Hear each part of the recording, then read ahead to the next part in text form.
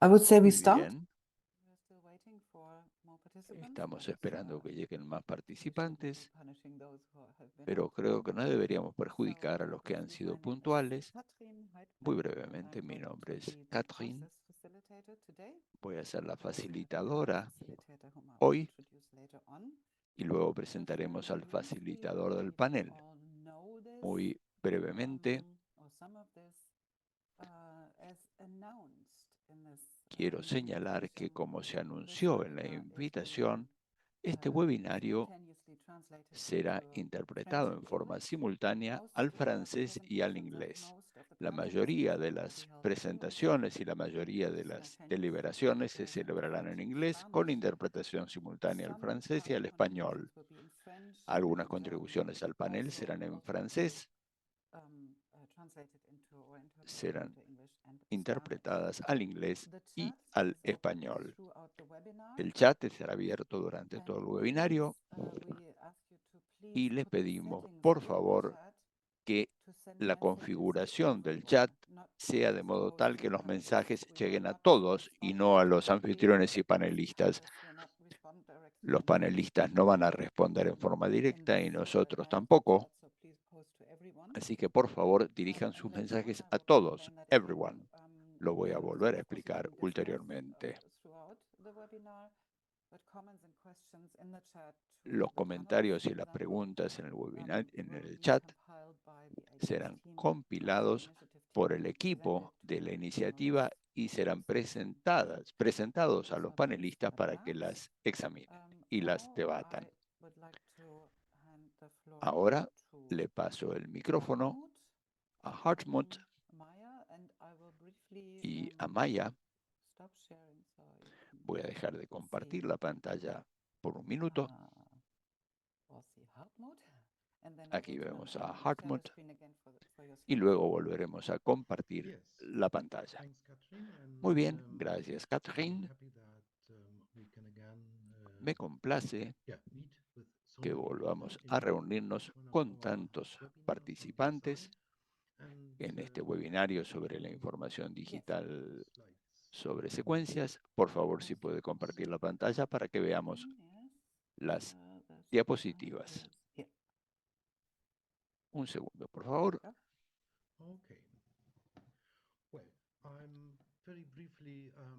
Muy brevemente, voy a hablarles sobre nuestra labor que se centra en la IDS, Información Digital sobre Secuencias. Creo que muchos de ustedes vienen siguiendo nuestro webinario desde hace tiempo. Comenzamos como una iniciativa destinada a trabajar sobre la información digital sobre secuencias en 2019 en el contexto de la alianza entre Sudáfrica y Noruega sobre el medio ambiente.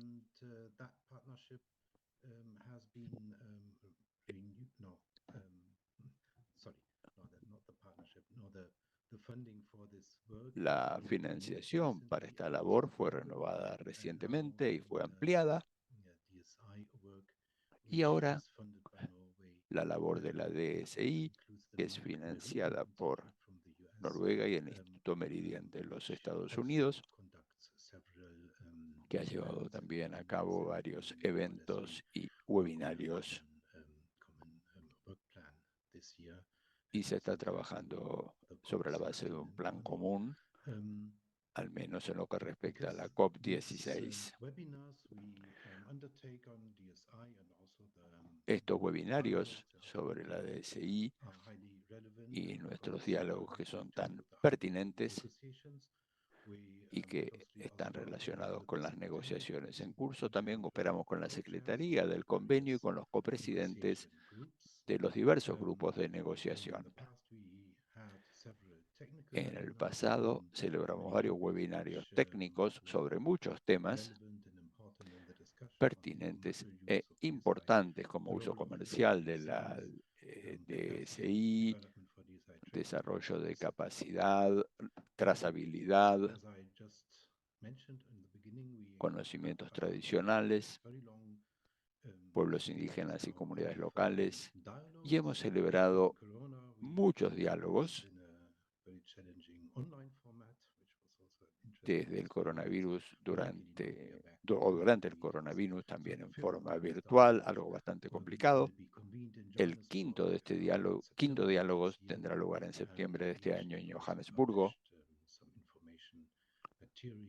y se publicará información y videos y pueden poder encontrar todo eso en la página web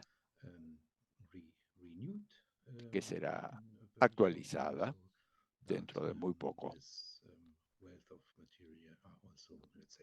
Y todo ese material lo podrán encontrar allí. Esta es una breve introducción acerca de nuestra labor. Pasamos a la diapositiva siguiente. El programa para hoy. Ante todo, les presentaremos antecedentes sobre la participación en los beneficios no monetarios.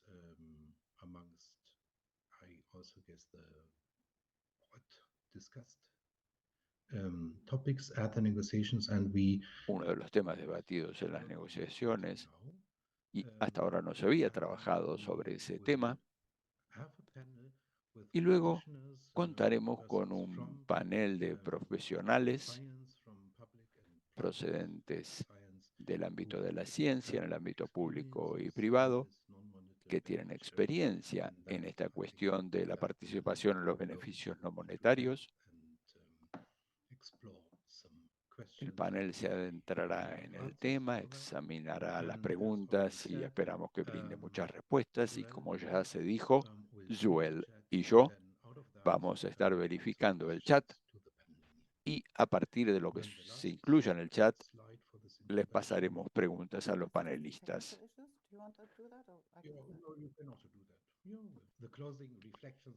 También habrá reflexiones finales de parte de Preston Hardison, que ha participado en las negociaciones sobre la información digital sobre secuencias. Y también habrá comentarios finales para nuestro webinario. Muchas gracias, Hartmut.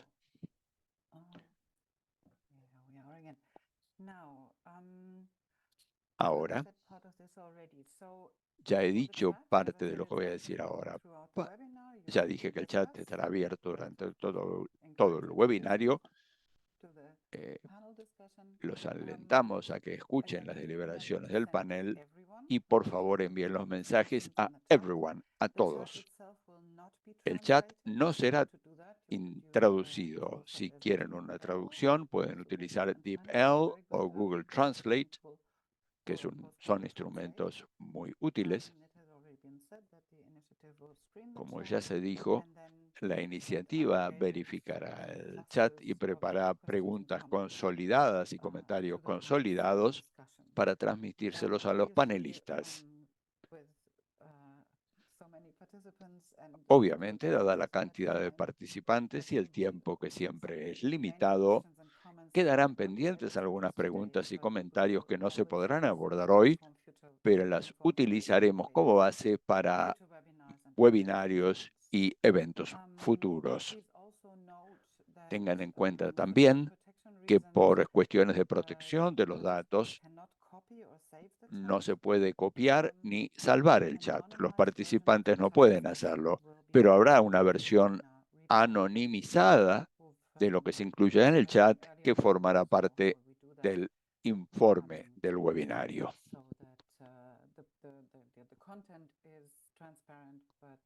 El contenido es transparente, pero no se dirá quién hizo cada comentario o cada pregunta.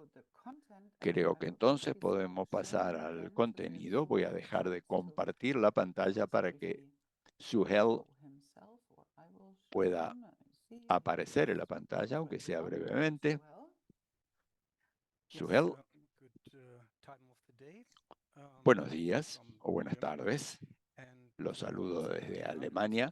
Soy Suhail Al-Janabi, de la Iniciativa de Desarrollo de Capacidad sobre Acceso y Participación en los Beneficios. Quiero darles algunos antecedentes sobre el tema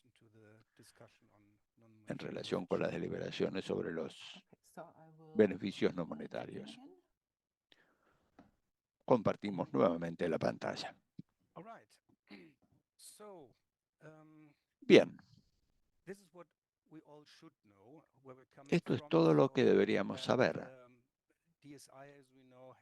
Como sabemos, la IDS ha sido debatida ya en el marco del Convenio sobre la Diversidad Biológica desde 2016. Se habló un poco más. En 2018 se adoptó una decisión sobre las negociaciones relacionadas con el abordaje del marco sobre diversidad mundial y también a través del grupo especial de expertos de alto nivel, donde se trataron las opciones para términos operacionales y los ámbitos clave de desarrollo de capacidad. Básicamente, lo que tenemos ahora es que en la COP15 se adoptó una decisión sobre el sistema multilateral para acceso y participación en los beneficios sobre IDS. Hasta la COP16, los beneficios derivados de la IDS deberían ser compartidos de manera justa y equitativa, y se estableció un mecanismo multilateral para la participación en los beneficios derivados del uso del IDS que deberían ser parte del Marco Mundial de Biodiversidad de Kunming-Montreal. Sabemos también que hay otros foros en los que se está tratando esta cuestión, como la norma de la OMP sobre la IDS en solicitudes de patentes. También hay un acuerdo sobre áreas situadas fuera de la jurisdicción nacional sobre participación de los beneficios. También en la OMS, en el Tratado sobre la Pandemia, y hay negociaciones en lo que respecta a la participación en los beneficios sobre datos genómicos y también en el marco del sector agrícola en virtud del tratado, donde la IDS es un tema y hasta ahora no se ha presentado ninguna propuesta. Pasamos a la imagen siguiente. Lo que surge posteriormente tiene que ver en particular con la decisión 15/9, que todos conocen, y en especial el criterio o los criterios que nos deben guiar para el establecimiento del mecanismo multilateral sobre participación en los beneficios, el criterio que llamamos, o los criterios 9+1, eficiencia, viabilidad, aspectos prácticos, generar más beneficios que costos, eficacia, claridad y certeza para proveedores y usuarios. No se debe obstaculizar la investigación ni la innovación, debe haber congruencia con el acceso público a los datos, no debe haber incompatibilidad con las obligaciones jurídicas internacionales, se debe brindar apoyo mutuo a otros instrumentos de acceso y participación, se deben tener en cuenta los derechos de los pueblos indígenas y comunidades locales con respecto al conocimiento tradicional asociado con los recursos que poseen.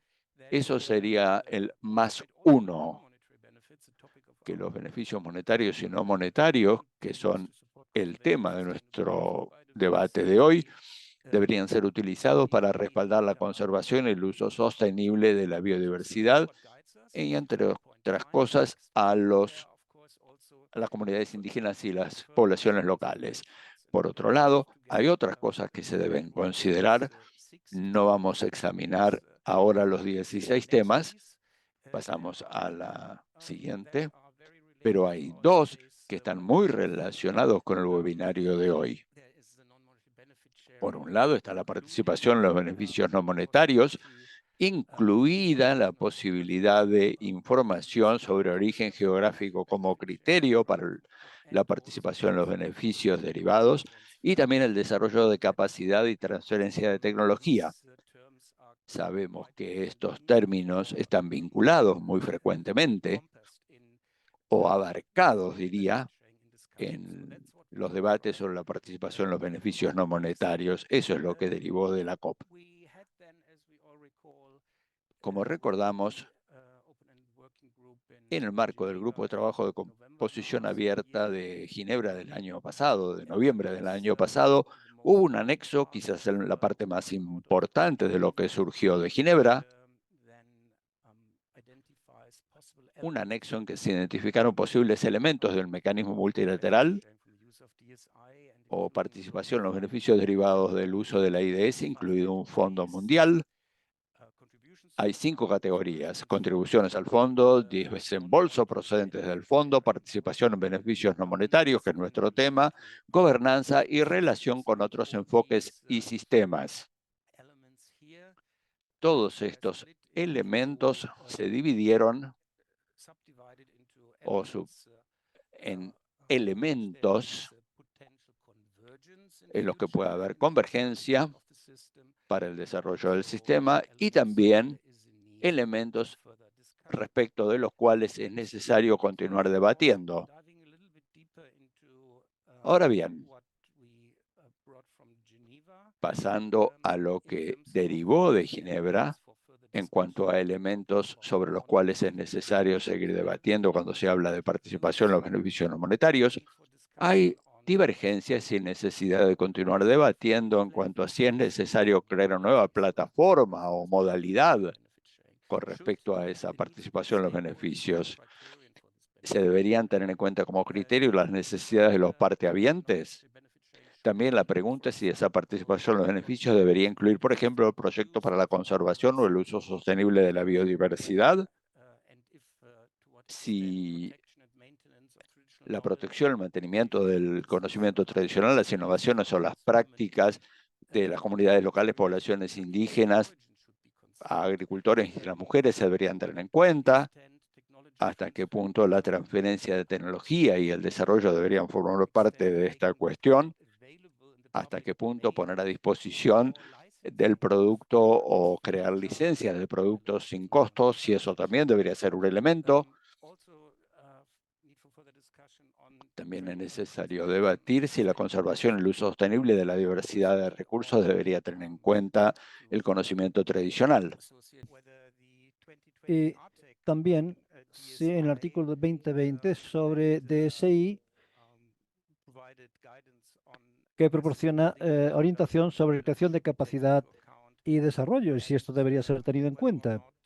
Y hasta qué punto el uso de DSI debe desencadenar la distribución de beneficios no monetarios. Entonces, desde Ginebra hay también una lista de temas para convergencia potencial. Por ejemplo, tenemos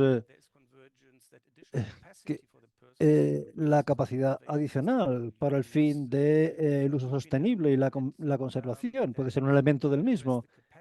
También debe abordar el tema de la brecha de capacidad entre los países en desarrollo, en concreto el general exceso de uso, almacenamiento de DSI, identificación de necesidades por las comunidades indígenas, que puede contribuir también y debe tenerse en cuenta la necesidad de las agencias nacionales, instituciones, incluyendo instituciones académicas, y eso en el contexto, por supuesto, de una deliberación más amplia de la Convención en relación con la transferencia de DSI, que debe contribuir a la implementación del trabajo en curso en torno a la cooperación científica y técnica, en concreto en relación con la decisión 15.8, y eso debe incluir evaluación de necesidades y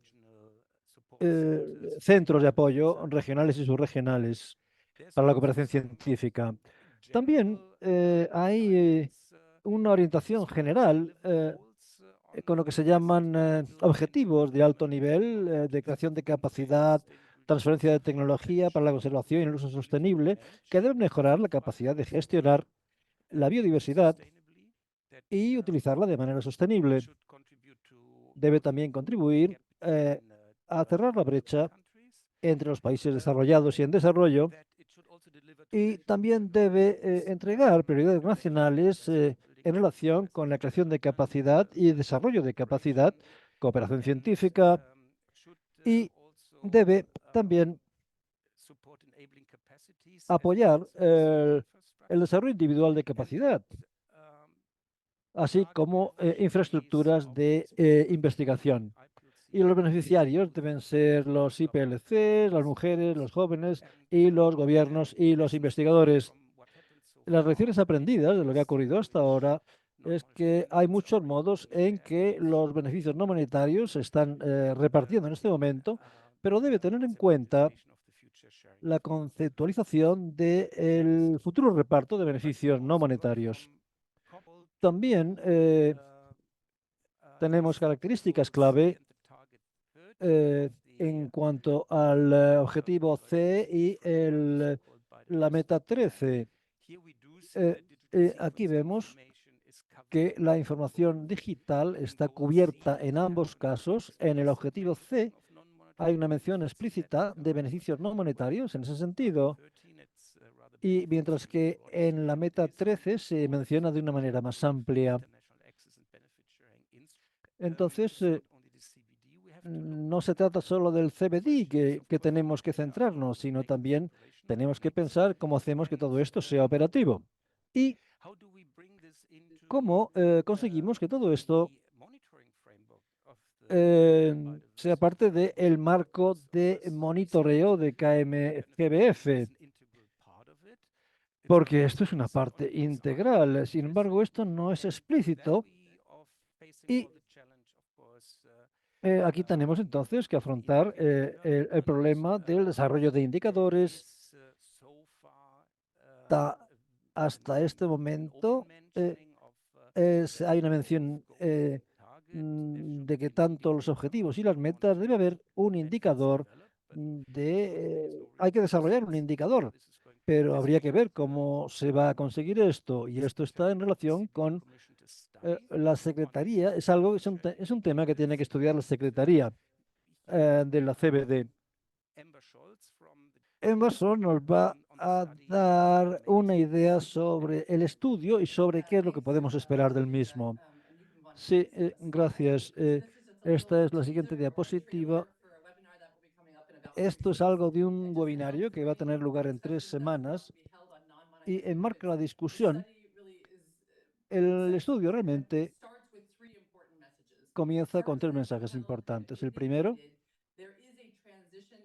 hay una transición que vemos entre el objetivo 13 y el C, que tiene que ver con la medida de implementación de la ABS.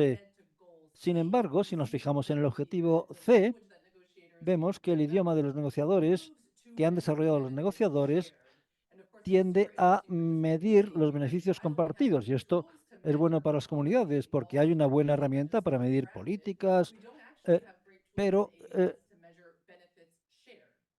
no podemos ahora medir cuáles son los beneficios compartidos.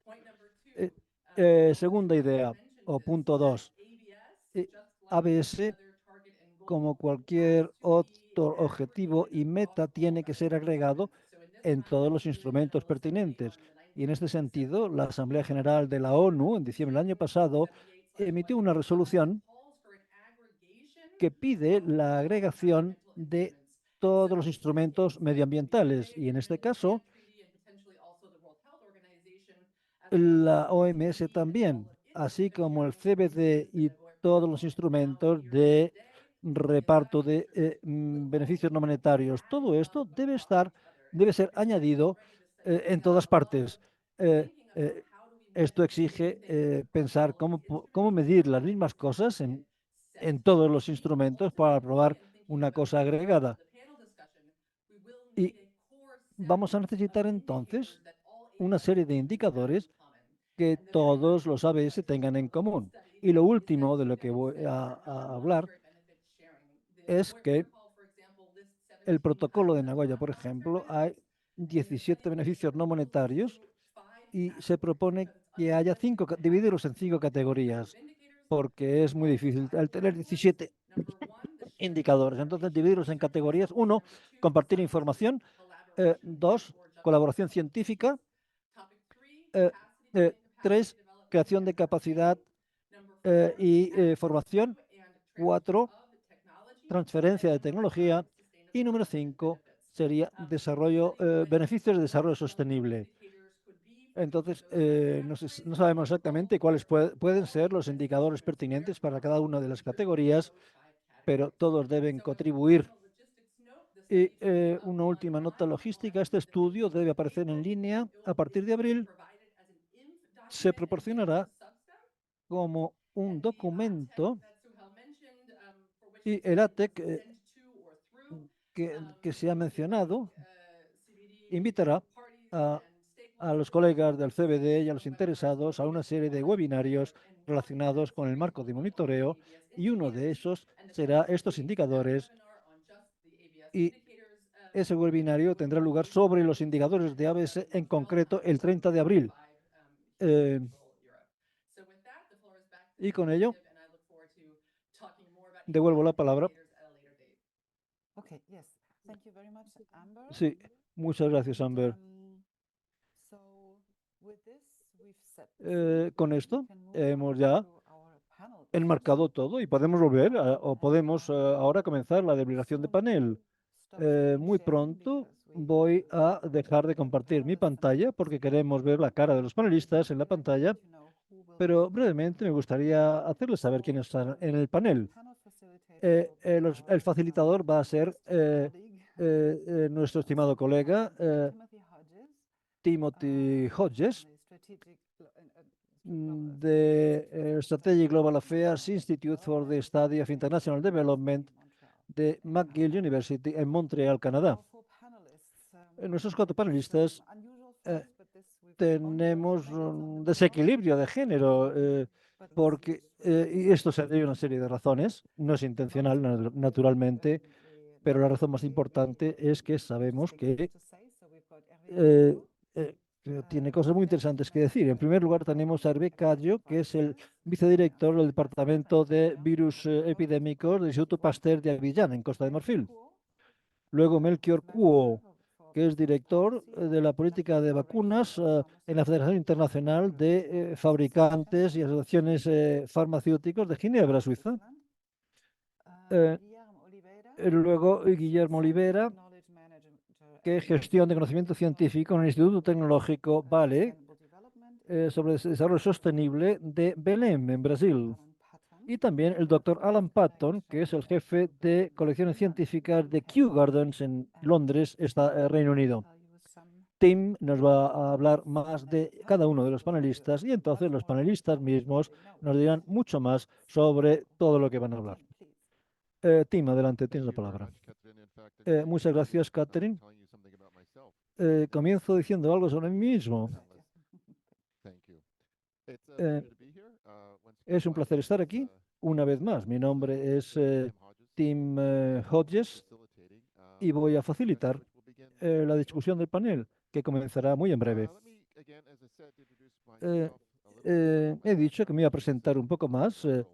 Yo tengo background, antecedentes en ABS y DSI, y he trabajado en esos temas durante muchos años, incluyendo en el CBD, donde he jugado distintos papeles: negociador, luego jefe de delegación y finalmente como copresidente de las negociaciones del protocolo. Muchos nos lo han visto en distintos webinarios anteriores y es un placer estar aquí una vez más. Debo aclarar que cualquier opinión que exprese, y pido disculpas por adelantado si expreso opiniones, son míos y no representan o no pertenecen a ninguna institución concreta. Es una idea muy clara de cuál es el panorama en relación con este tema, qué es lo que está ocurriendo, qué es lo que se está preparando, qué es lo que va a ocurrir. Y es útil que yo haga a lo mejor algún comentario, comenzando con el término no monetario. Que yo recuerde, con la excepción del protocolo de Nagoya, de alguna manera el Tratado Internacional de Genéticos Recursos de la OMS, las discusiones globales sobre beneficios no monetarios, incluyendo, por ejemplo, cómo se generan, cómo se comparten, cómo pueden ser más efectivos, realmente no ha sido ni exhaustivo ni profundo. Eh, hay frases muchas veces que son frases hechas de reparto de beneficios no monetarios, pero esto nos dice muy poco sobre la naturaleza de esas actividades. Creo que todos estarán de acuerdo, incluyendo los interesados en las negociadores, de que es absolutamente crítico entender el modo en que el reparto de beneficios no monetarios puede funcionar, volúmenes, valores que se generan y que se reciben. Entonces tenemos que ver qué podemos hacer para conseguir los objetivos de la política. Sé que tenemos muy poco tiempo eh, entre las COPs, pero debemos trabajar. Y al preparar este webinario, yo he revisado mis notas y las deliberaciones con distintos equipos de iniciativas y no sabemos realmente qué es lo que se está haciendo y qué es lo que se puede hacer.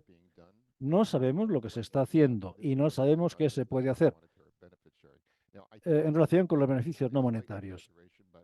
Esto es una exageración, naturalmente, pero expresa la idea de que real... ya.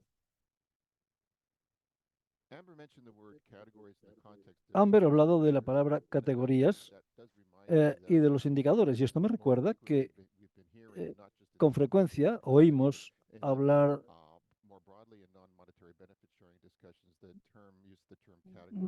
el término categorías. Creo que la idea de establecer categorías para el reparto de beneficios no monetarios no es nueva. No creo que esta categorización esté completa ya. La idea es crear algún tipo de topología que puede ser útil. Y finalmente, otra cosa, y simplemente una observación, me parece que en el contexto del reparto de beneficios no monetarios, en el mundo comercial, parece que hay en relación entre institución con institución, investigador con investigador, etcétera. Y creo que quizá un mejor término sería un modelo relacional. Y sospecho que esto es tan importante y no necesitamos hablar de esto hoy, pero en términos de las negociaciones y formación de políticas, tenemos que dividir entre beneficios comerciales y no comerciales y podríamos utilizar de manera más efectiva los beneficios no monetarios y necesitamos nuevos enfoques. No queremos trastornar estas relaciones.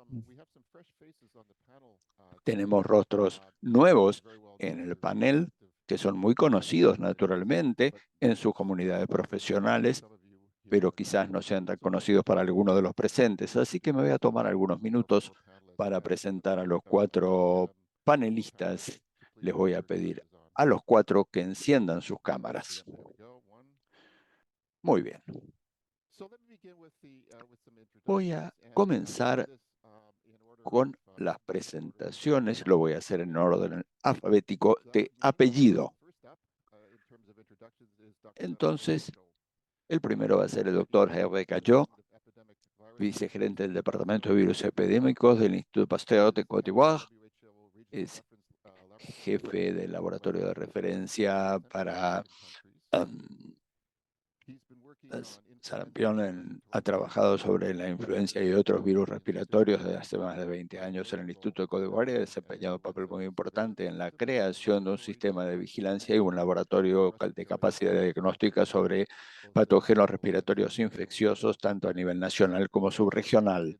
Recientemente coordinó las actividades de coordinación molecular como parte de la pandemia de COVID-19. Es miembro de la Sociedad Francesa de Microbiología, de la Sociedad Europea de Microbiología Clínica y Enfermedades Infecciosas. Un placer que nos acompañe hoy, Hervé. Paso ahora al señor Melchior Kuo. Se especializa en antropología y derecho internacional. Trabaja en el IFPMA, como sabemos, la Federación Internacional de Fabricantes y Asociaciones de Carácter Farmacéutico, que representa a la industria farmacéutica innovadora a nivel de las Naciones Unidas, incluido el Convenio sobre Diversidad Biológica. Encabeza la labor sobre el convenio y otras cuestiones conexas, entre otras cosas, la participación de la Federación en lo que hace las negociaciones sobre IDS, entre otros temas. Bienvenido. El tercer panelista es el doctor Guillermo Oliveira. Es un biólogo que se graduó en la Universidad I.M. de Texas, trabaja en cuestiones genéticas y genómicas de la biodiversidad amazónica, como se mencionó. Es director científico del Instituto Tecnológico Vail de Desarrollo Sostenible. Muchas gracias por estar con nosotros. Y por último, pero no menos importante, me complace presentar al doctor Alan Peyron, que es el jefe de colecciones científicas del Instituto Kew de Londres y es responsable del desarrollo de unos 8,5 millones de colecciones, un herbario, allí es donde nos conocimos, y también hay otras colecciones en Kew. Ha preparado 175 documentos sobre taxonomía, información y cuestiones relacionadas con el convenio. Se centra actualmente en las colecciones de Kew. Se ha desempeñado en varios comités como mecanismo de coordinación para la iniciativa taxonómica del convenio, la conservación y muchos otros ámbitos. Un placer tenerlo con nosotros. Les doy la bienvenida entonces a todos. Nos complace muchísimo que nos acompañen hoy para compartir sus conocimientos y sus experiencias, pero también sus perspectivas. Quiero señalar también que hablarán a título personal sin representar a ninguna institución. Tendremos varias rondas de preguntas y respuestas breves entre los panelistas antes de, como dijo Catherine, pasar a un debate abierto con los que se han inscrito en este webinario. Comenzaremos con la primera ronda.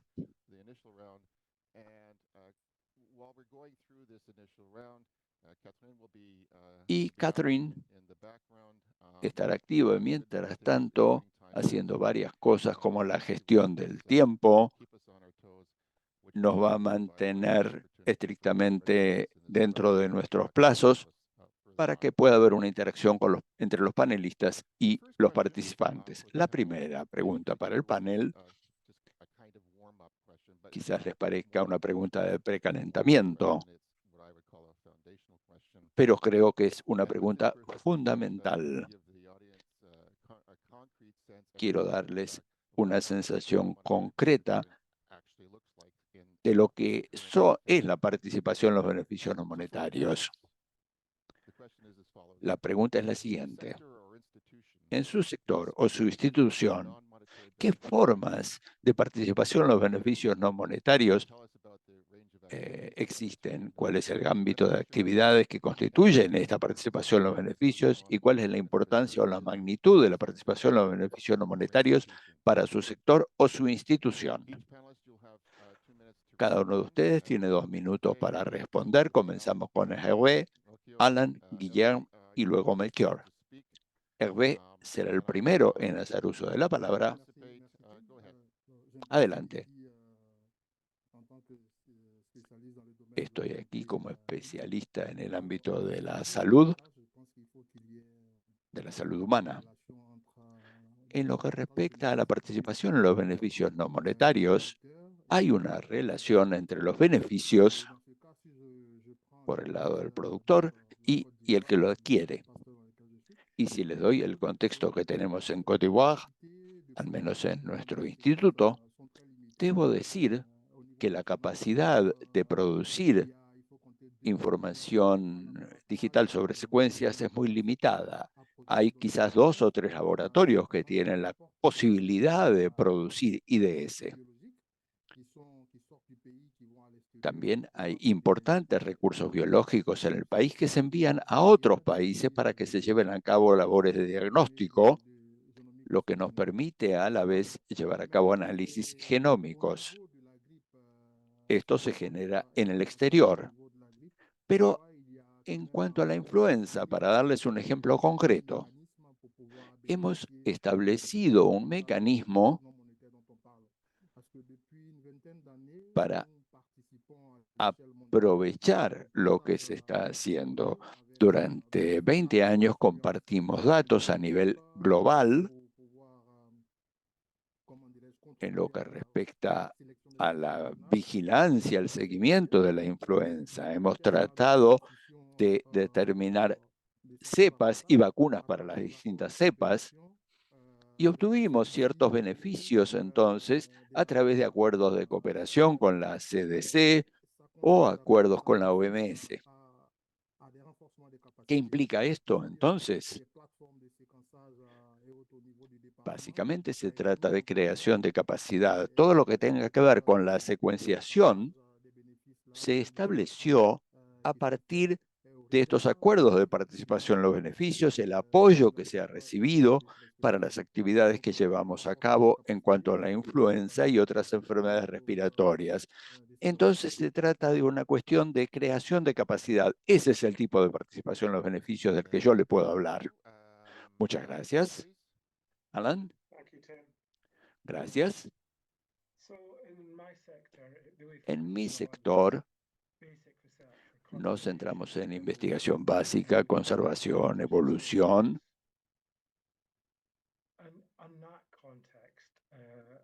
En ese contexto tenemos alianzas impulsadas por proyectos, pero también hay alianzas a nivel de instituciones. Y creo que en ese contexto la participación en los beneficios no comerciales cabe en 3 conversaciones: datos, personas e infraestructura. Si hablamos de personas, hablamos de capacitación, títulos, actividad académica, respaldo a a la creación de métodos y capacidades. Por ejemplo, búsqueda de nuevas técnicas para estudios genómicos. También tenemos colaboración, publicación conjunta, acceso a colecciones de otras partes y también recaudación conjunta. Creo que es importante señalar que estas relaciones suelen comenzar con relaciones entre personas y luego pasan a un nivel institucional. Pero el contacto inicial suele ser a nivel personal. En cuanto a los datos, el acceso público a los datos se puede combinar con datos procedentes de otros orígenes y la disponibilidad o la publicación de esos datos y la capacitación para que se puedan utilizar esos datos. Los datos sobre secuenciación se pueden organizar en instrumentos adecuados. Por ejemplo, un instrumento genético para la identificación de ciertas características, por ejemplo, o parámetros de conservación para determinar cuáles son las necesidades de la población. Y por último, en cuanto a la infraestructura, creación de instituciones conjuntas con asesoramiento técnico, por ejemplo, almacenamiento de datos para fines de conservación, para llevar a cabo estudios. Creo que todos esos ámbitos son muy importantes y la participación en beneficios no comerciales suele ser una forma frecuente. El beneficio comercial, desde mi perspectiva, no es muy habitual.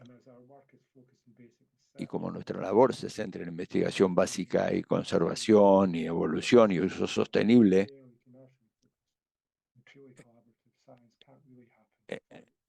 no puede haber ese tipo de cooperación comercial si primero no hay una participación no comercial.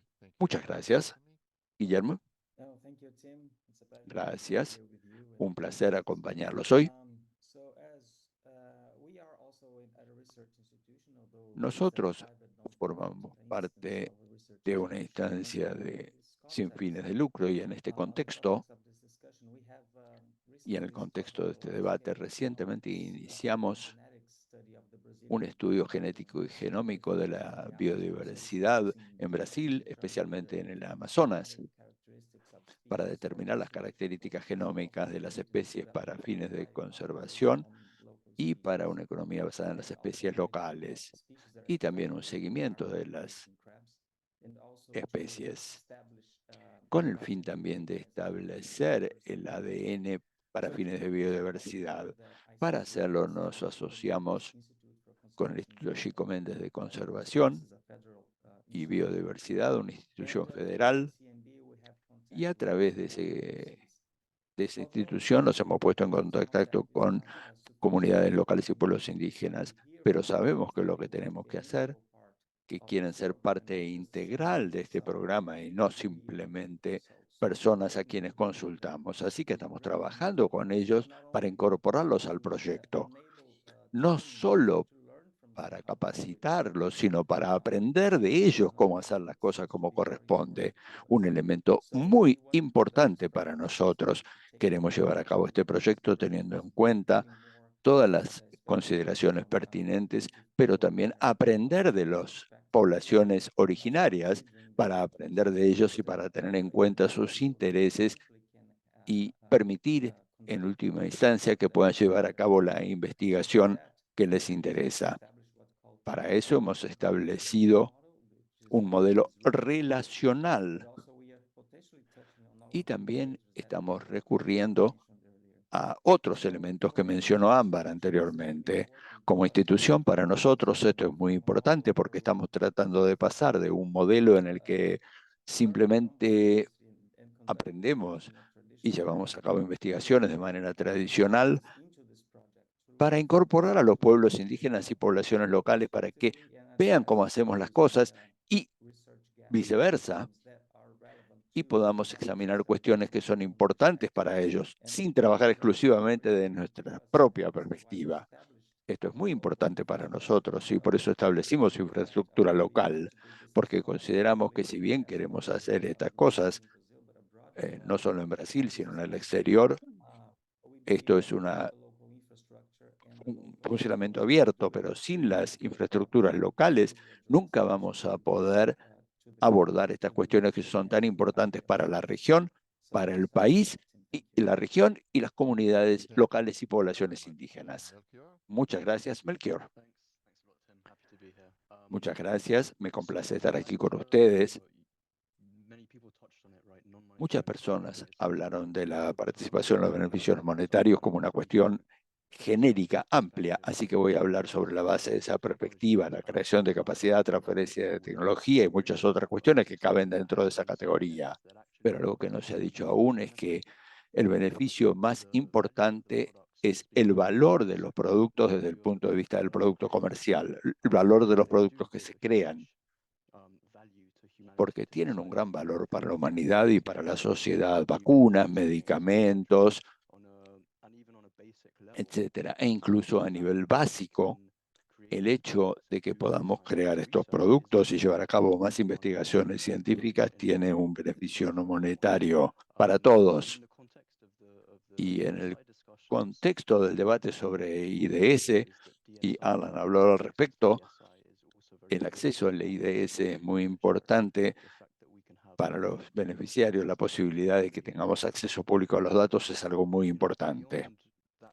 Ahora bien, más allá de ese aspecto básico, desde una perspectiva empresarial, hay muchas maneras en que las empresas pueden participar en la participación en los beneficios no monetarios como parte de las prácticas responsables en términos generales, que no están necesariamente vinculados con el convenio de diversidad biológica y sobre las normas de acceso y participación a los beneficios de las directrices de Bonn,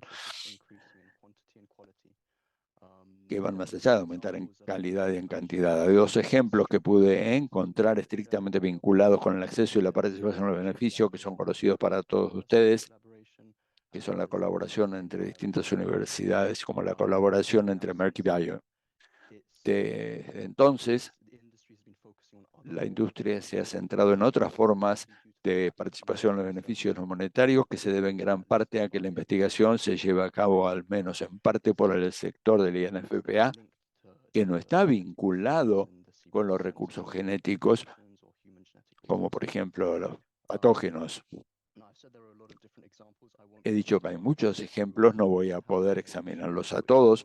Tenemos una página que contiene más de 315 iniciativas que abarcan una serie de diferentes categorías. Creo que me voy a referir a las diferentes categorías.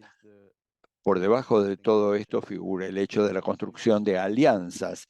Tenemos algunos proyectos que se basan en la donación de vacunas. Tenemos una compañía que ha donado terapias para la lepra para todos los pacientes en distintas partes del mundo. Más de 7,5 millones de personas se han beneficiado.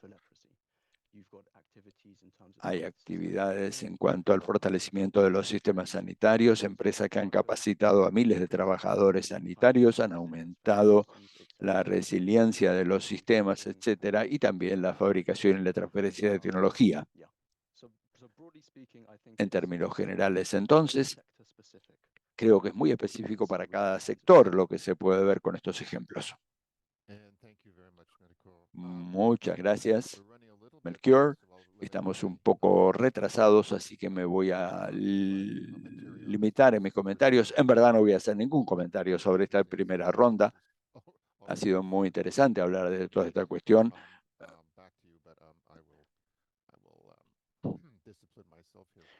Me voy a autoimponer la disciplina. No voy a hablar y voy a pasar a la segunda ronda. La segunda pregunta va más allá de la situación actual. Les pido a los panelistas que exploren de qué manera la participación en los beneficios no monetarios podría impulsarse de aquí al futuro. Los cuatro nos han dado un panorama bastante claro en forma muy breve acerca de la situación actual en sus respectivos sectores e instituciones. Ahora les voy a pedir que vayamos un poco más allá y les voy a hacer una pregunta sobre la base de su experiencia y conocimiento en su sector. Hay algunas mejoras que se podrían hacer en lo que hace a las actividades de participación en los beneficios monetarios, por ejemplo, enfoques alternativos, modificación de estructuras, procedimientos, etcétera. 2 minutos cada uno. Alan, por favor. Gracias.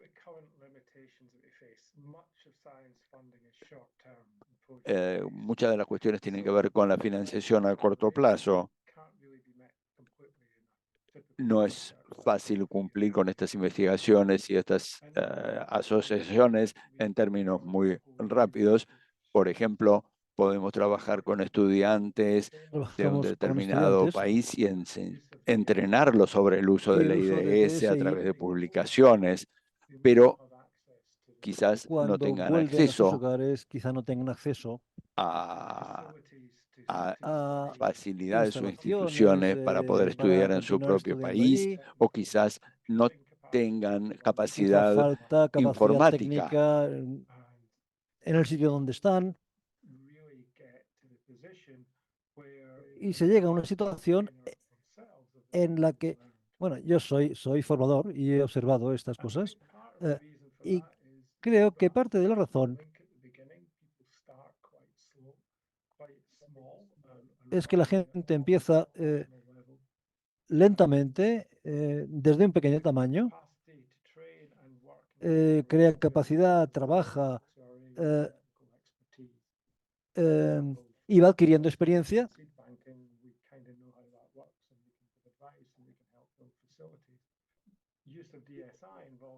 El uso de DSI involucra un uso de alto rendimiento de ordenadores, por ejemplo.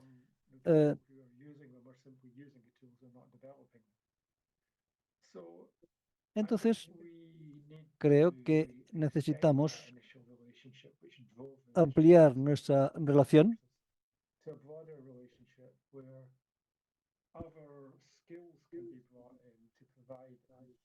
donde podemos proporcionar capacidades eh, generales en los países con los que estamos trabajando.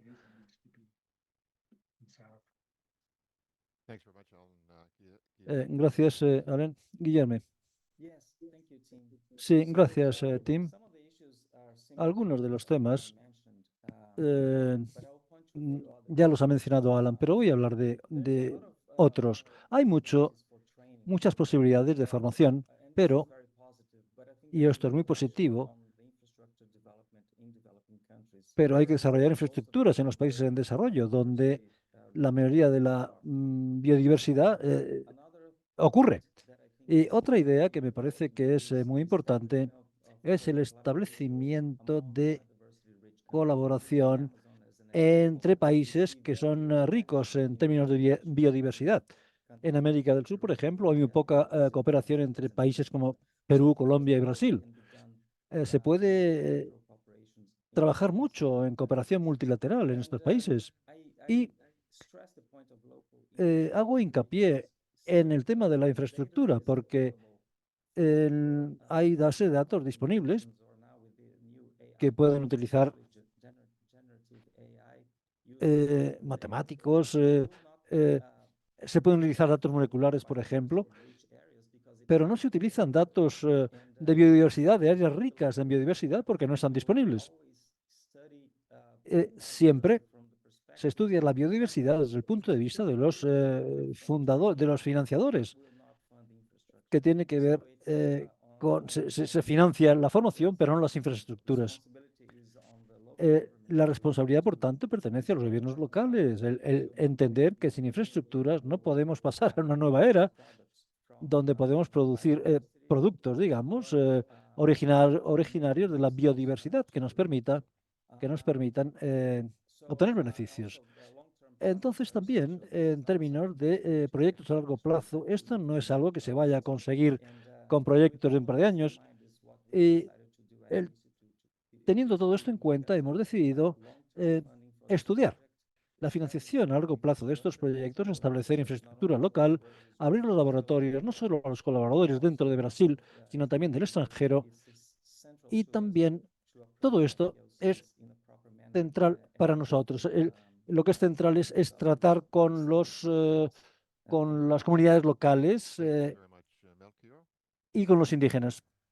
Muchas gracias.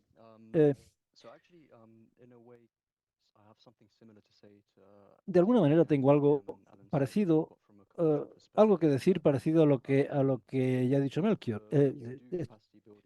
Cuando hacemos creación de capacidad, tenemos que asegurarnos de que tenemos el ecosistema adecuado, de que tenemos la infraestructura necesaria y una vez que tenemos los productos, tenemos que asegurarnos de que hay un mercado sostenible, que las instalaciones de fabricación, los trabajadores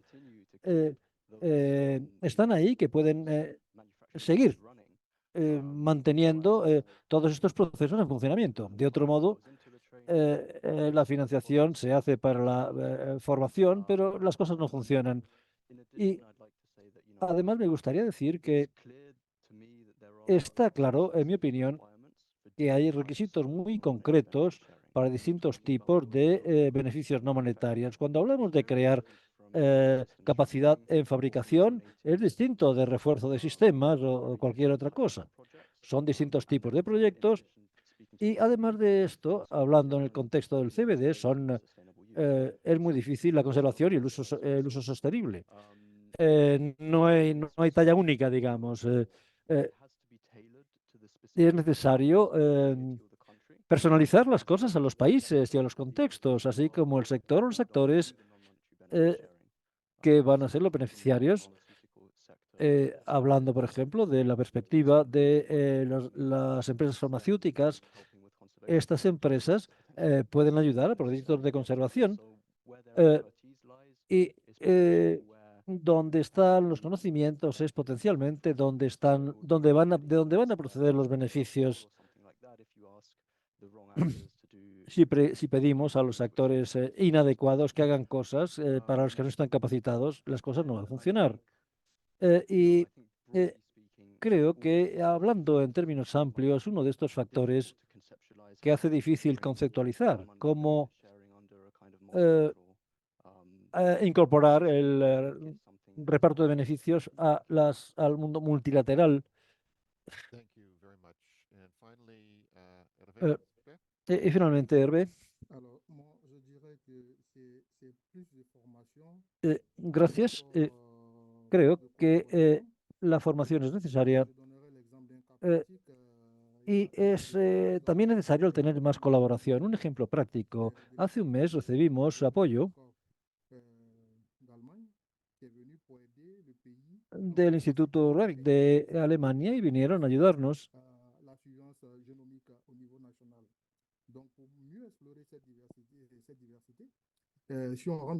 sobre la significación de los genomas. Entonces, si hablamos del sector de la salud, tenemos que hacer una vigilancia de genómica y también integrar la vigilancia de las enfermedades. Y así podremos ver cuáles son los patógenos con los que tenemos que enfrentarnos y hacer una secuencia adecuada o secuenciación adecuada.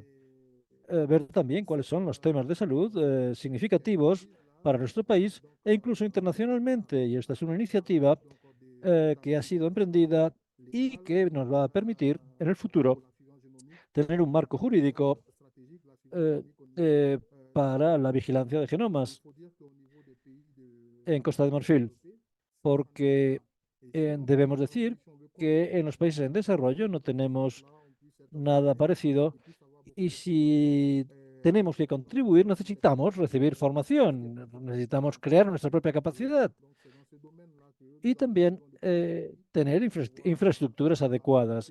Por eso necesitamos más apoyo, de manera que podamos contribuir de manera más eficiente y que podamos también obtener beneficios de todo esto. Muchas gracias.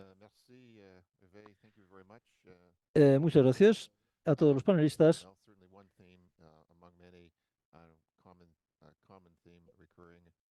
Hay un tema recurrente eh, y es la idea de actividad sostenida durante un periodo de tiempo, entre otros temas. Muy bien, entonces pasamos a la tercera ronda, que quizá lleve a los panelistas fuera de su zona de confort.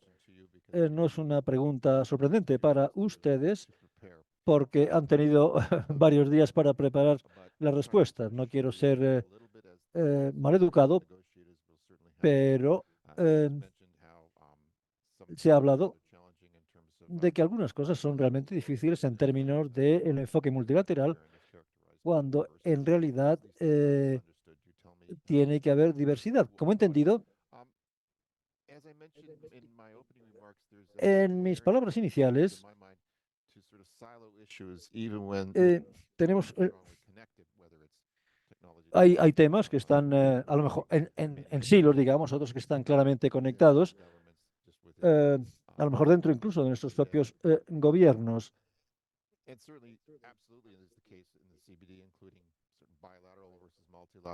Esto es el caso en el CBD, incluyendo bilateral, multilateral, por poner algunos ejemplos. Pero con la adopción del marco global de biodiversidad, me parece claro que ahora necesitamos crear puentes en lo que antes eran silos o eran áreas muy diferentes. Y este es el caso para los beneficios no monetarios, incluidos en el contexto del mecanismo multilateral para reparto de beneficios. La pregunta es la siguiente. Eh, Desde el punto de vista experto, específicamente, concretamente, ¿qué se puede hacer para mejorar el reparto de beneficios no monetarios para seguir apoyando estos objetivos en la implementación actual, que en este momento involucra el marco de la biodiversidad y luego también el mecanismo multilateral? Concretamente, ¿qué se puede hacer para mejorar el reparto de beneficios no monetarios? Vamos a comenzar con Guillermo, por favor. Sí, sí, cierto. Sí, la pregunta eh, ciertamente hace que nos rasquemos la cabeza, pero voy a comenzar por el tema del mecanismo multilateral, que por ejemplo Brasil ahora ha cambiado su postura desde la última COP y está ahora a favor del mecanismo multilateral, pero también con nuestros negociadores estamos estudiando modos de establecer beneficios bilaterales. Y esto es un tema difícil porque en este momento el mundo no funciona como diciendo, bueno, aquí tenemos una especie y aquí tenemos un producto. Las cosas son mucho más complejas.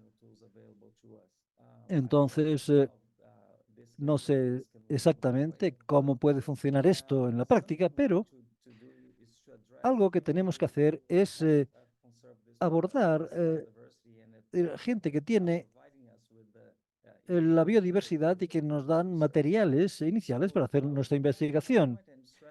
Y vuelvo a la idea original que mencioné. Una cosa que podemos hacer es establecer eh, el modo en que se compartirán estos beneficios. Entonces, ¿cómo va a funcionar la gobernanza en la distribución de fondos? Y debe ser de manera equitativa para todos los países involucrados. Y me parece que algunas de las posibilidades no están bien equilibradas. Y finalmente, si ocurre la gobernanza, debe centrarse fuertemente en permitir a los países que han preservado la biodiversidad y que tienen riqueza en términos de biodiversidad, que lleven a cabo sus propias investigaciones y participen en la producción de productos. Y no se trata simplemente de una distribución de dinero, eso no sería suficiente. Hay muchos modos en que se pueden repartir los beneficios y me parece que hay grandes proyectos, proyectos muy interesantes, pero no van a permitir a estos países pasar a una nueva economía en línea con la conservación de la biodiversidad. Y estos países debemos capacitarlos, porque si no las diferencias continuarán aumentando. Diferencias en los países ricos y pobres. Lo voy a dejar ahí. Muchas gracias. Gracias, Guillermo. Pido disculpas a los panelistas por la brevedad del tiempo. Pero ahora más preguntas y podrán responder. Melchior. Bueno, sobre esta pregunta yo recuerdo estudiar mi sector tratando de ver ejemplos y al principio me chocó que no hubiese prácticamente nada. Y solo fue después cuando me di cuenta de que esto no significa que el sector no esté haciendo nada. Como ya he dicho, hay muchos cientos de ejemplos de cosas que se están haciendo en relación con el reparto de beneficios no monetarios. Pero hay sectores concretos y modos concretos, mecanismos establecidos en las empresas con las que trabajamos, con UNICEF, OMS y otras instituciones, no necesariamente con el CBD. Y hay una gran cantidad de trabajo y de cosas que se están haciendo que quizá no tengan visibilidad en el espacio del CBD.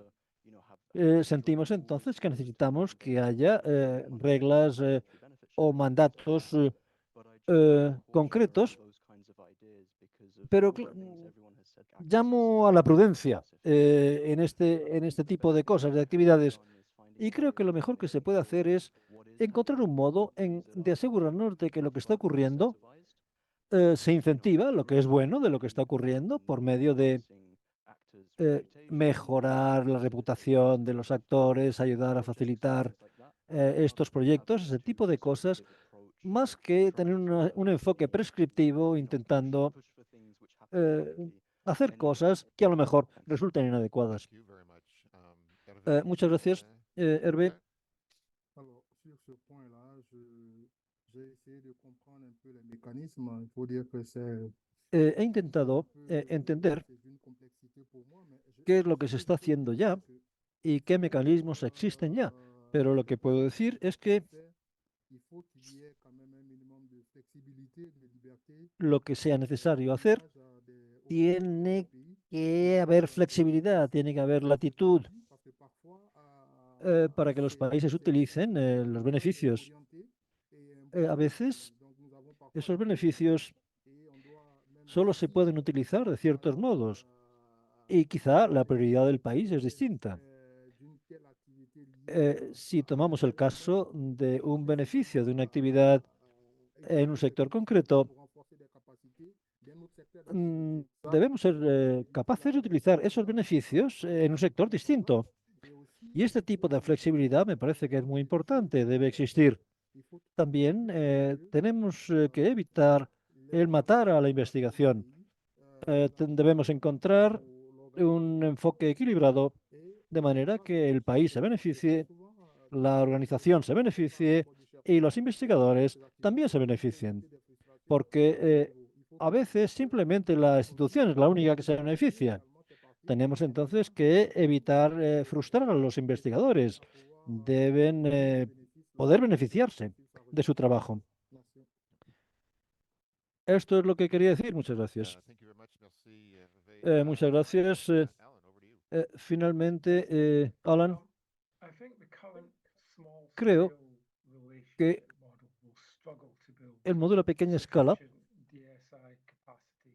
va a tener difícil tener suficiente capacidad de DSI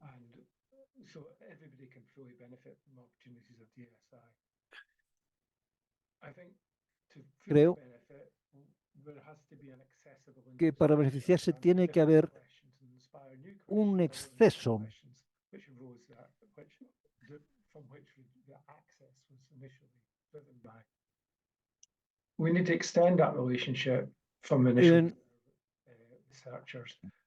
En desarrollar infraestructura bioenzimática. Entonces, creo que eso es algo que no va a ocurrir. Hace falta que haya cierta coordinación y que haya relaciones más amplias que puedan proporcionar infraestructura, que puedan proporcionar formación. Y cómo aunamos recursos en cualquier país para proporcionar infraestructura que sea suficiente para ese país. Creo que tenemos que hacer algo ahora.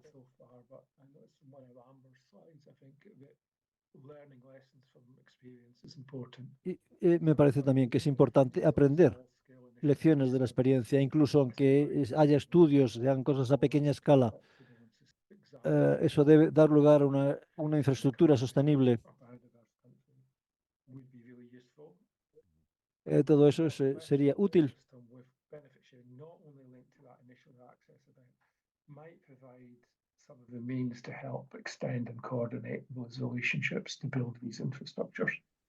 Thank you very much, Alan, and thank you. Muchas gracias, Alan.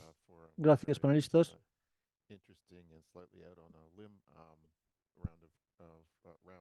Por una conversación interesante. He estado escuchando, he visto el chat, los mensajes.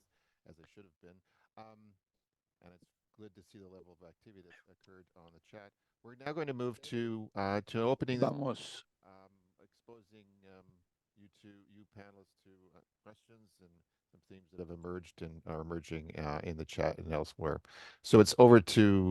sobre las preguntas que han surgido. Le paso el micrófono a Catherine Suheli Hartmut, que han colaborado en la preparación de preguntas integradas. Muy brevemente quiero explicar cómo esto va a funcionar.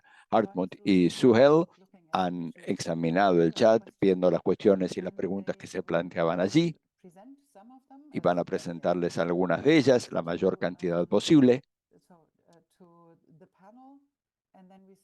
Se lo vamos a presentar a los panelistas y allí veremos si alguno de los panelistas o todos ellos, según les parezca, van a responder esas preguntas. Vamos a comenzar con Hartmut. Le pedimos que encienda la cámara y el micrófono. Y les pedimos a los panelistas y a Tim que mantengan sus cámaras encendidas.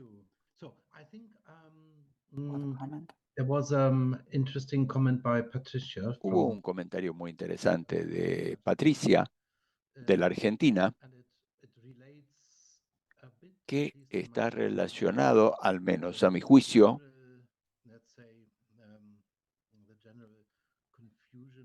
con la confusión general que existe a la hora de comprender en qué consisten la participación, los beneficios no monetarios en el contexto multilateral.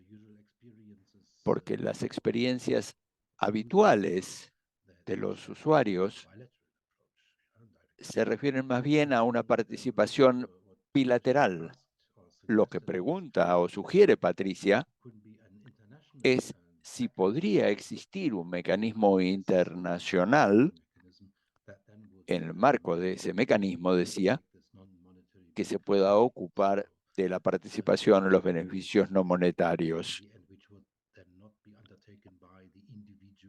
No sería algo que estaría a cargo de los usuarios individuales, sino que habría mecanismos. Parece una idea interesante que quizás esté relacionada con otros foros multilaterales. Creo que es una pregunta que me gustaría plantear a los panelistas y quienes quieran responder. Creo que ese mecanismo internacional quizás podría ser útil para resolver estas preguntas que nos planteamos. Gracias, Hartmut. Les ofrezco las palabras a los panelistas y gracias a Patricia desde Buenos Aires. Una pregunta muy importante, un tema que abordaron casi todos los panelistas o todos ellos. No es necesario que todos los panelistas respondan, pero estoy seguro de que algunos querrán abordar la pregunta. Una pregunta excelente. Alan, primero, no para hacerte sentir cómodo. Usted abordó esta cuestión. Creo que un órgano internacional podría ser parte de la solución. Creo que haría falta aportaciones nacionales o regionales para identificar las necesidades y las soluciones para esa región o ese país. Creo que tiene que ser práctico, no burocrático, pero creo que sí, un cierto nivel de colaboración es necesario. No estoy seguro acerca del nivel de coordinación que debería existir, si a un nivel general, un nivel mundial, por ejemplo, en el que el órgano encargado de organizar el apoyo internacional entre los distintos partehabientes, pero sí creo que tenemos que contemplar diferentes opciones y creo que valdría la pena intentarlo. Mi pequeña preocupación desde el punto de vista de los usuarios finales es qué es lo que habría que establecer para identificar y priorizar las necesidades a nivel nacional o a nivel regional. Quizás sería mejor. Muchas gracias, Alan. ¿Alguien más? ¿Podría intervenir con algunas observaciones adicionales? Creo que sería una buena idea contar con un recurso internacional, pero creo que cualesquiera sean las características de estas instituciones y donde quiera que vayan a estar ubicadas, tienen que incluir a las personas locales, porque si no, no se va a incorporar en la manera regional de hacer las cosas, sino que va a ser una fuente externa más. Todos son bienvenidos, pero si no se incluye a las necesidades locales, no va a ser tan útil. Muchas gracias. Un tema muy interesante, no solo en cuanto a los beneficios no monetarios, sino también en cuestiones como la preservación y la conservación del nivel local a nivel global y luego de regreso. Son cuestiones muy importantes. ¿Alguien más? A ver. Sí, creo que el eje de incentivar es absolutamente correcto y creo que Alan y Guillaume ya lo abordaron. Existe el riesgo de que esto se convierta en algo demasiado oneroso, demasiado burocrático, si es demasiado rígido. Tiene que tener un toque ligero, una plataforma de conexión para ver qué es lo que ayuda y genera conciencia respecto de lo que está siendo necesario, puede ser útil para aumentar la visibilidad con respecto a las cosas que se están haciendo o se pueden hacer. Muchas gracias.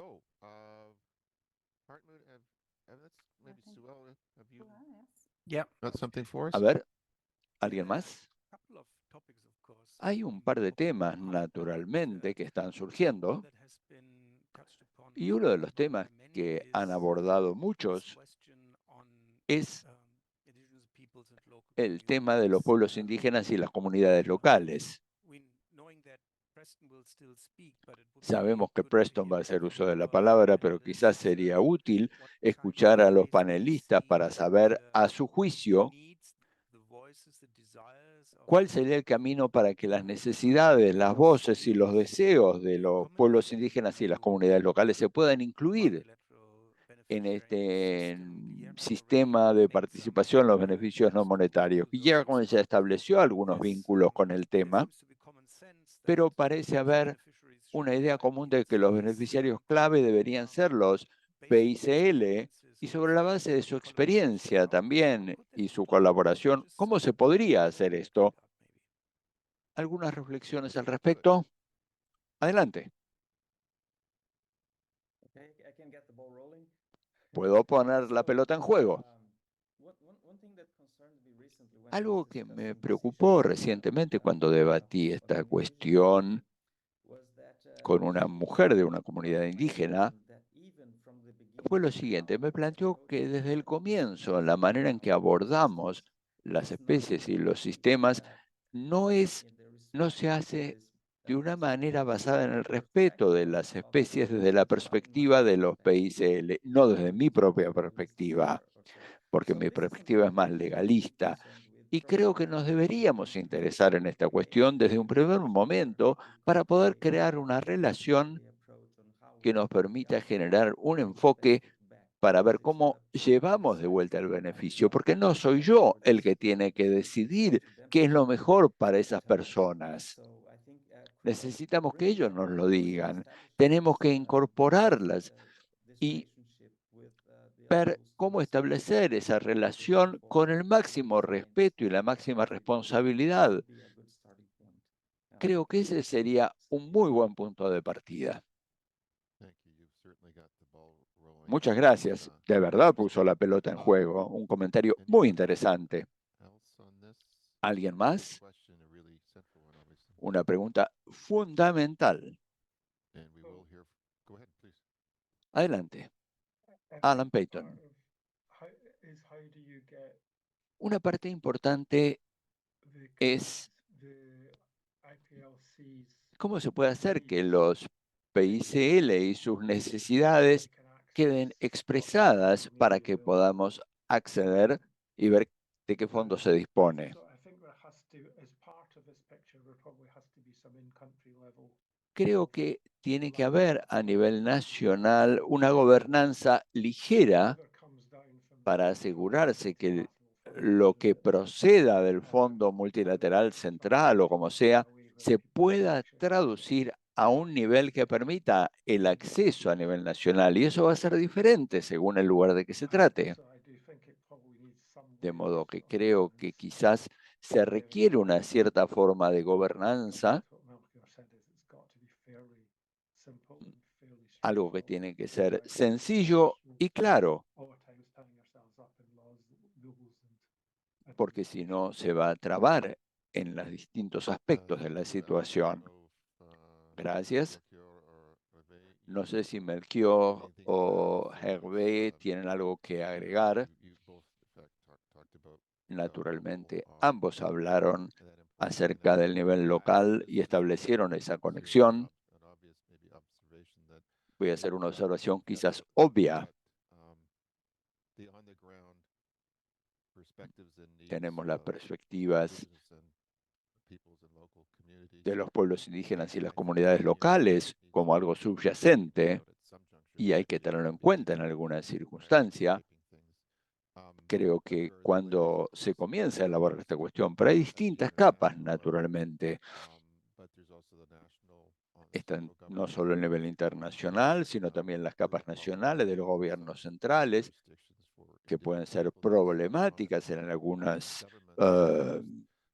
jurisdicciones. No es un comentario sobre esos gobiernos, hablo de las distintas capas, los distintos filtros que pueden generar interferencias a la hora de poder comprender directamente qué es lo que puede ser útil para las comunidades indígenas y las poblaciones locales, no solo en aras de su bienestar, sino también en aras de la conservación y el desarrollo sostenible.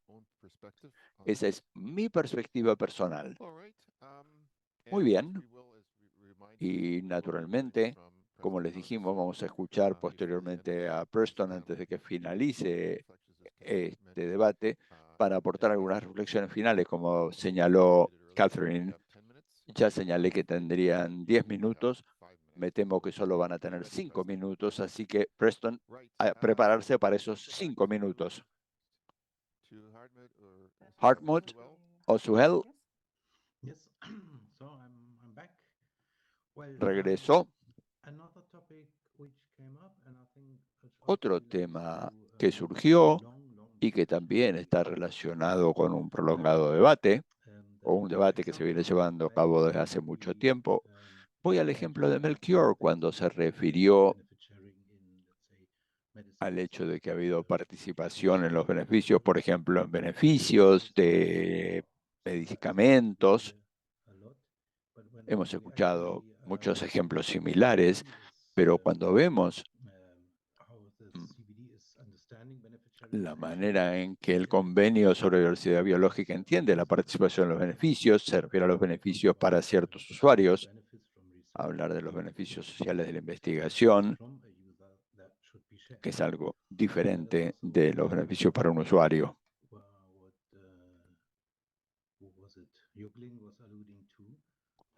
Y también esto se planteó que las obligaciones en el marco del convenio tienen un principio basado en los beneficiarios. Y también sería interesante, entonces, desde el punto de vista de la industria, saber si hay esfuerzos adicionales o nuevos fondos dedicados a estos mecanismos de participación en los beneficios. Con todo gusto. Creo que es una pregunta complicada y lo que diría es que hay diversas cosas que está haciendo la industria que constituye participación en beneficios no monetarios, pero no necesariamente bajo la égida del convenio. Puedo hablar desde la perspectiva del sector para el que trabajo, porque no conozco los otros sectores, no tengo experiencia en eso. Pero lo que hacen las empresas, puedo mencionar diversas cosas que se han hecho y que benefician directamente a las poblaciones. Mencioné como donación de vacunas, construcción de lugares de fabricación, cuestiones que no necesariamente son comprendidas en el contexto del convenio como participación en beneficios no monetarios, pero hay cosas que se están haciendo en materia de transferencia de tecnología, creación de capacidad, etcétera. En cierto modo, sería extraño que el convenio lo pidiese,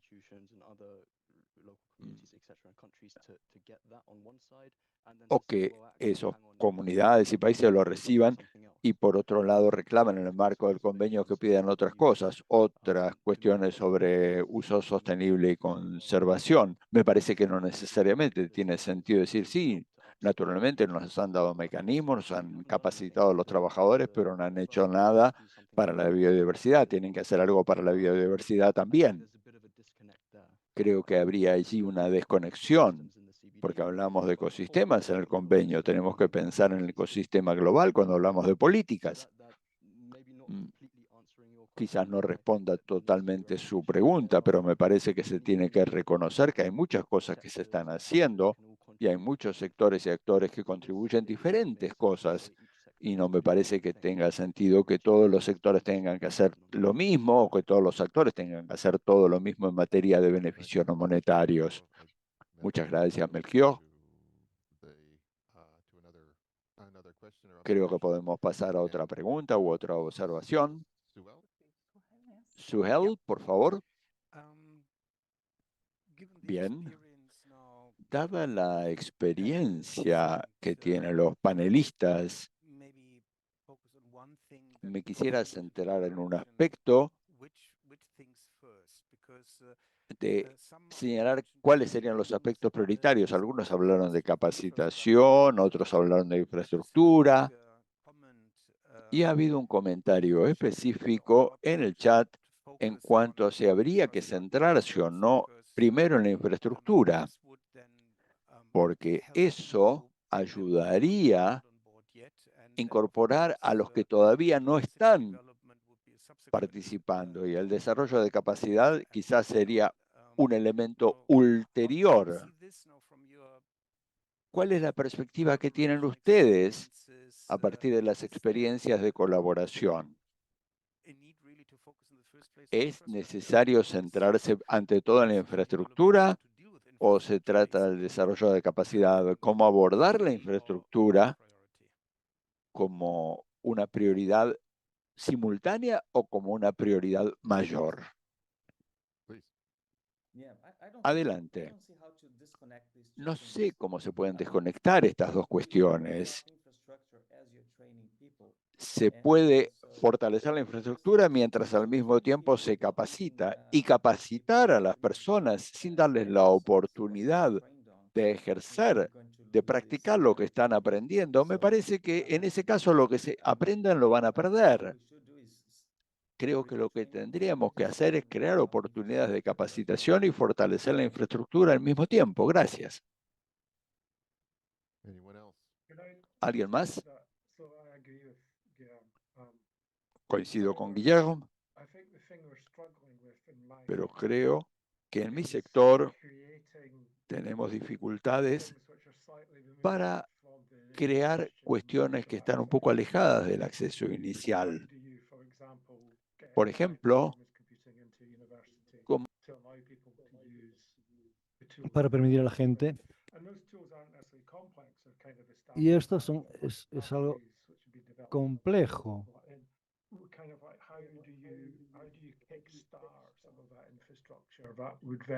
¿Cómo se crea infraestructura?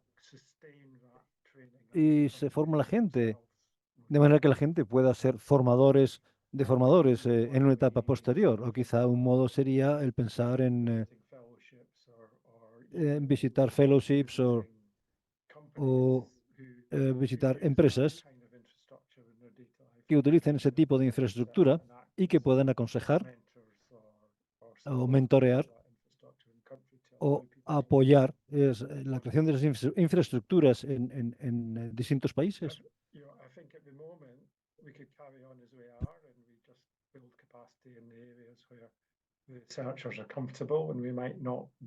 Se trata de crear capacidad en áreas donde los investigadores se encuentren cómodos.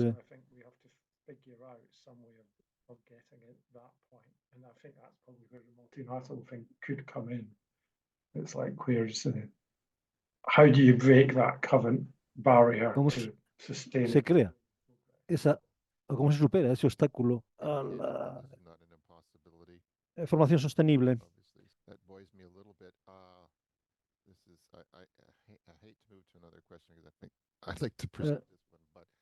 Me gustaría continuar hablando de este tema, pero tenemos que pasar a otra pregunta, porque tenemos que abordar lo que tenemos que abordar.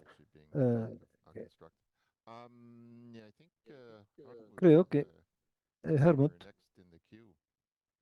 eres el siguiente en la línea, en la cola. Gracias.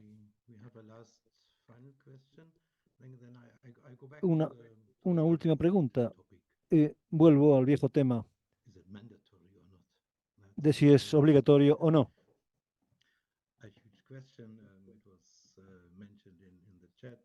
Es una pregunta que se ha mencionado en el chat. Creo que algunos de nosotros tienen un cierto entendimiento de que el reparto de beneficios debe ser obligatorio. De alguna manera alguien tiene que pagar dinero al fondo. Esto es algo fácil de entender. Pero ¿cómo puede esto estar relacionado con el reparto de beneficios no monetarios?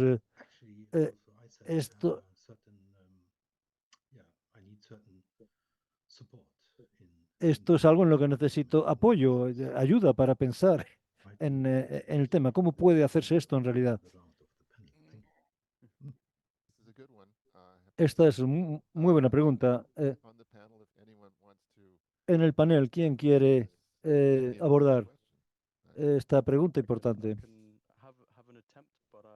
Yo puedo intentarlo, pero no creo que tenga la respuesta que esperas. Creo que, basado en lo que ya he dicho y lo que han dicho otros, y esto es lo que yo entiendo, un sistema obligatorio no funcionaría simplemente por el hecho de que es demasiado específico, basado en las comunidades, en los beneficios, en las situaciones, en las necesidades y toda una serie de factores que haría que fuera increíblemente difícil establecer un sistema obligatorio para esto. Esto es la pregunta, la respuesta corta. Siento que quizá no haya sido satisfactoria. Tenemos el peligro de tener un diálogo entre los organizadores y lo que sería una buena cosa, porque todos queremos encontrar una solución a su problema muy complejo.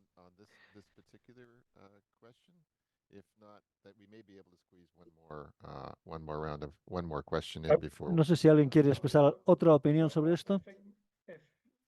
Creo que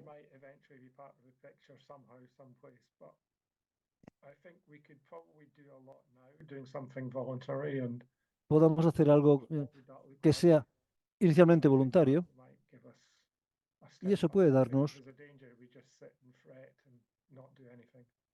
pero existe el peligro también de no hacer nada. Es necesario hacer estudios de caso. Muy bien. Vamos a ver si podemos hacer una pregunta más.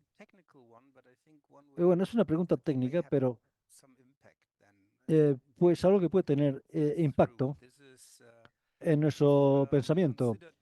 Si consideramos la formación, la creación de capacidad como un problema, y esto vendría junto con el compartir datos, quizá puedan surgir temas en las poblaciones indígenas y derechos de propiedad.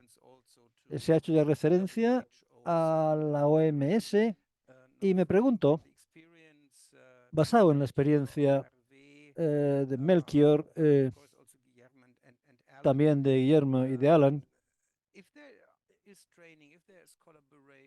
si hay colaboración, si hay formación, si hay reparto de beneficios, ¿cómo se enfrenta uno a eso con este tipo de pregunta? Porque eso va a ser un problema. Me parece que es una pregunta que tenemos que responder. Quizá con vuestra experiencia podáis compartir vuestras opiniones. O la patata está demasiado caliente. Alan, yo diría que en el momento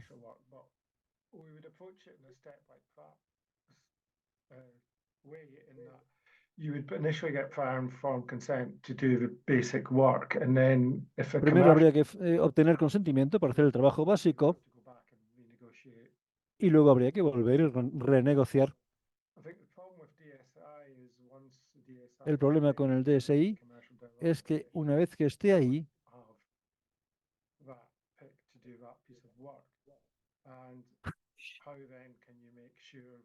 ¿cómo podemos asegurarnos de que las herramientas o todo lo que surja de eso y los beneficios que reportan vuelven a esa comunidad? Como sabemos, es difícil. Creo que es necesario identificar qué puede ser necesario para que haya propiedad intelectual y a veces es necesario tener material, tener acceso a material físico muchas veces y a partir de ahí se puede negociar el consentimiento para el desarrollo comercial. Creo que si podemos hacer que sea más transparente el uso de los datos y el desarrollo de esos datos para hasta formar una empresa comercial. Eso puede ayudar, porque así se podría asegurar que hay un consentimiento previo informado, porque es difícil.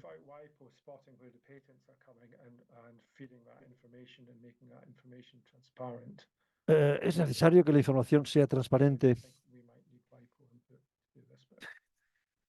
Thanks, Alan. I'm sure there must be at least one Eh, panelist would like to say Sí, something. al menos otro panelista. Tenemos tiempo para uno más. A mí no preocuparía demasiado la cosa de la propiedad intelectual hasta se convierta en ingresos para una empresa, y es donde está el desencadenante. Si desarrollamos algo en un sistema multilateral que pueda contribuir. Y otra cosa es cuando uno accede al recurso genético, accede al mismo de los pueblos indígenas, y ahí se puede obtener beneficio para esa gente, Y tenemos que recordar también que con la tecnología que tenemos en este momento, a día de hoy, si una empresa decide llegar a un acuerdo con un país o con una tribu o lo que sea, quizá puedan producir tanto como producimos en el mundo de la investigación. Entonces, eso es una cosa real a día de hoy. No sé cómo podemos enfrentarnos a ese tema, a menos que haya alguna negociación en relación con el acceso a estas cosas. Muchas gracias. Tenemos que pasar ahora a la parte de reflexión del panel. ¿Alguien más quiere compartir algo o tiene alguna reacción inmediata? Si no, quizás sea un buen momento para hacer alguna reflexión por parte de un representante de las comunidades de los pueblos indígenas y comunidades locales. Thank you, Catherine, and thank you. Yes, thank you very much to the panel. Gracias, Catherine, y gracias al panel. Muy agradecidos por sus puntos de vista y sus opiniones. He estado tomando nota. Pasamos ahora a Preston Harrison. Habéis oído hablar de Preston, si no lo habéis conocido. Y Preston, gracias por tu paciencia. Estoy seguro de que tienes la cámara activa. Preston es el líder negociador con los pueblos indígenas para la biodiversidad. Ha participado en las negociaciones del CBD desde 1996 en Buenos Aires y ha apoyado a los negociadores del IPLC y también ha participado en el protocolo de ENA.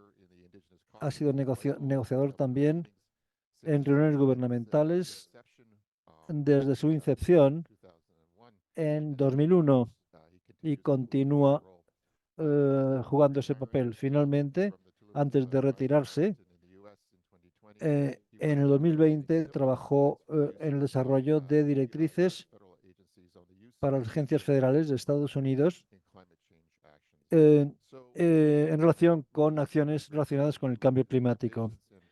Preston, gracias por tu paciencia y por tu voluntad de compartir reflexiones sobre lo que has escuchado hoy aquí. Tienes la palabra y buenos días. Primero, debo decir que he leído el chat, he visto muchas notas que se pueden utilizar para hacer comentarios que pueden ser útiles para todos. Si os parece bien, podéis hacer comentarios en el chat. No, muy bien, pues entonces adelante. Quizás no. Muy bien. En 5 minutos no puedo hacer mucho, pero brevemente. En cuanto a la presentación de ambas, de las 5 categorías, la mayoría de ellas son enfoques donde la industria proporciona insumos. Es muy difícil para mí ver cómo el desarrollo sostenible será suficiente para apoyar a los pueblos indígenas y comunidades locales. Y realmente debemos tener cuidado aquí. Mm, Como hemos dicho, los pueblos indígenas deben estar involucrados en el desarrollo de estas categorías. Están interesados en crear, y los enfoques que hemos tenido hasta ahora deben incluir a los pueblos indígenas en la decisión de las categorías a la hora de proponer estándares internacionales. Siento fuertemente que esto debe ser así. Creo que la tecnología de reparto de beneficios no monetarios debe centrarse en la conservación y uso sostenible de la diversidad biológica, y es necesario que haya beneficios sustanciales sobre el terreno, que deben estar vinculados con el marco de la biodiversidad. En otras palabras, debe contribuir a reducir las amenazas, satisfacer las necesidades de la gente y proporcionar soluciones. Y esto es en parte porque estamos avanzando o pasando de un sistema bilateral en el que los que tienen los contratos bilaterales, realmente la industria solo puede proporcionar beneficios de acuerdo con su capacidad. Pero una vez que pasamos a servir a toda la red, tenemos muchas más avenidas. Tenemos que preocuparnos sobre quién proporciona los beneficios no monetarios. No, como ya he dicho, no es una cosa bilateral. Si debe ser voluntario, obligatorio, no creo que sea contradictorio. Se pueden tener ambos. He escuchado el comentario sobre el obligatorio, que sería localizado y específico, pero que sea rastreable también. Tiene que haber un sistema de reporte o de información.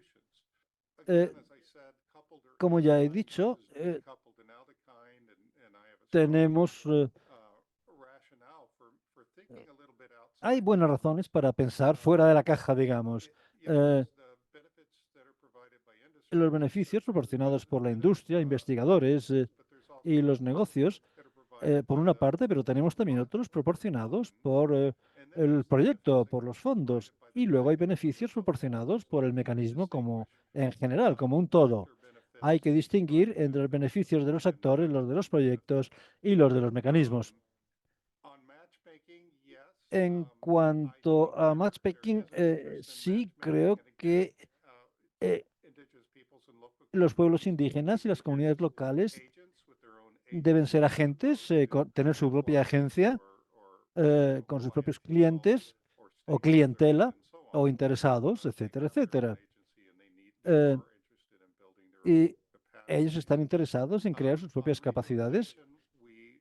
Y en relación, yo hablaría sobre ese tema. Estoy de acuerdo en que tiene que haber algún tipo de gobernanza. Como hemos dicho, los pueblos indígenas quieren jugar un papel y decidir prioridades en lo que les afecta a ellos, y también la financiación directa en el futuro. Y finalmente tenemos un fuerte apoyo para datos abiertos. Y si la gente está interesada, yo he dedicado un par de semanas a leer literatura sobre beneficios no monetarios, y tengo varios miles en una listas larguísimas. Pero creo que hay un amplio abanico de cosas. Por ejemplo, reducir el daño, eliminar presiones, etcétera. Me parece que eso es una parte importante del reparto de beneficios. Gracias. Muchas gracias, Preston.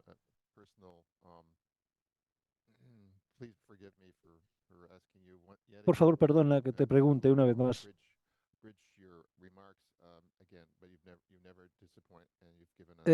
Bueno, nunca, tus palabras nunca son decepcionantes. Muchas gracias por tus reflexiones y por estar con nosotros. Pasamos ahora a clausurar el webinario, y para ello voy a dar la palabra a Catherine. Y muchas gracias.